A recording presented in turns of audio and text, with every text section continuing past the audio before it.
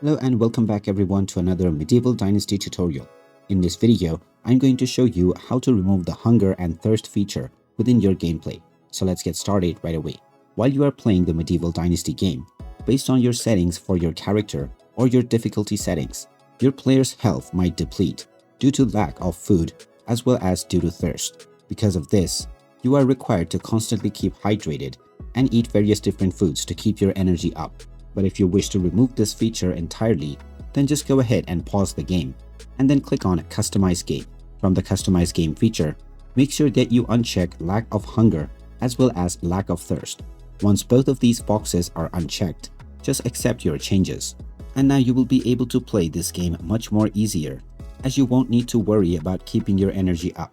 You may also change various other parameters such as poisoning and temperature to make your gameplay even easier. And there you have it. That is how you can disable hunger and thirst for your character within Medieval Dynasty. If you find this video helpful, don't forget to hit that like button and subscribe to our channel for more useful tips and tutorials. Thanks for watching, and I'll see you again in the next one.